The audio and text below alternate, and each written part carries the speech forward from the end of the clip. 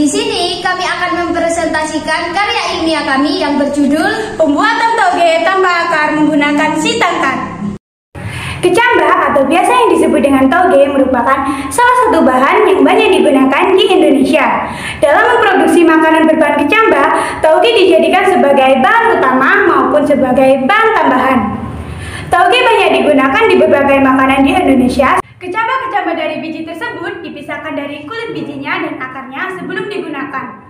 Namun, ada sedikit kendala dalam pemanfaatan kecambah ini, karena untuk memisahkan akar kecambah membutuhkan ketelatenan dan waktu yang lama, apalagi kecambah yang terbuat dari biji kacang hijau.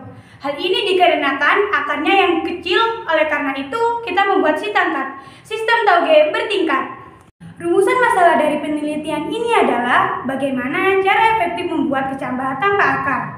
Berdasarkan rumusan masalah tersebut, maka tujuan penelitian ini adalah untuk mengetahui cara efektif membuat toge tanpa akar. Adapun manfaat dari karya ilmiah ini adalah untuk mempermudah memisahkan kecambah dengan akar agar lebih mudah dalam pemanfaatan kecambah atau toge. Toge atau kecambah adalah salah satu sayuran yang banyak ditemui di Indonesia.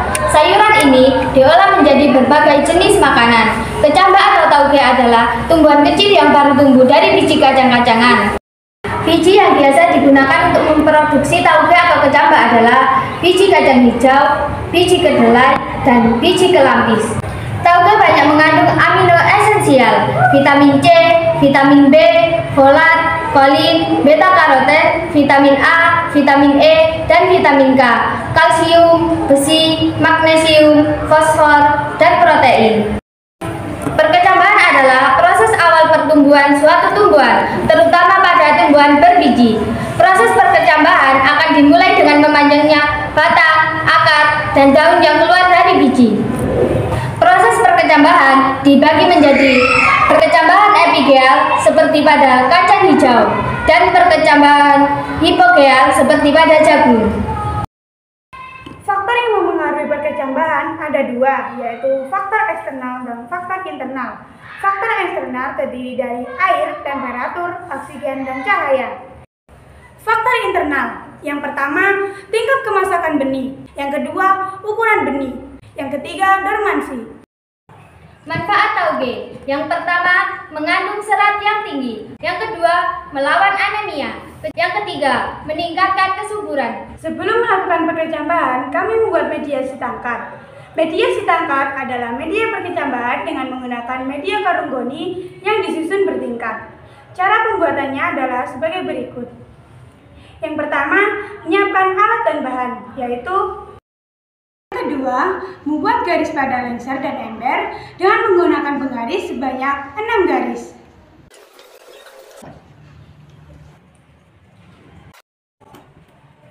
Yang ketiga, melubangi lengser dan ember menggunakan pearl strip. Yang keempat, menyambung pipa paralon dengan lengser yang sudah dilubangi menggunakan lem gauge. Dan hasilnya akan menjadi seperti ini. Yang kelima, memotong karung goni sesuai dengan ukuran lengser yang sudah dilubangi.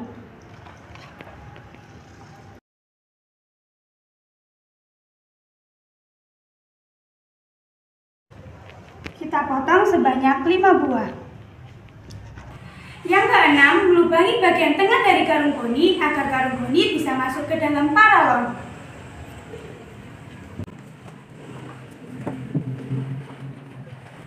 Yang ketujuh, meletakkan karung goni yang sudah diberi biji kacang hijau pada pipa sampai 5 tingkat.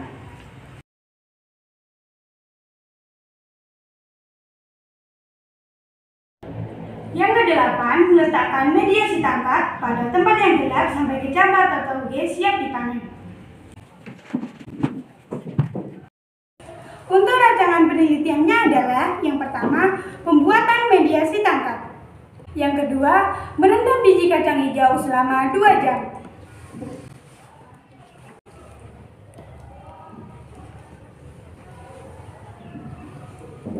Yang ketiga, menebar biji pada media sitangkat secara merata dan meletakkannya di tempat yang gelap. Yang keempat, menyiram dan mengecek sebanyak 3 kali sehari. Dan yang kelima, pada hari keempat, toge siap dipanen. Cara pemanenannya adalah sebagai berikut. Selanjutnya, memisahkan akarnya dengan cara digunting. Hasil penelitian. Hasil penelitiannya seperti yang ditunjukkan oleh tabel berikut.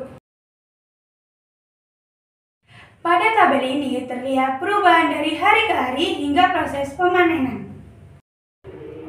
Pemanenan dilakukan ketika kecambah atau tauge siap untuk dikonsumsi. Pemanenan ini dilakukan setelah kecambah berumur 4 hari.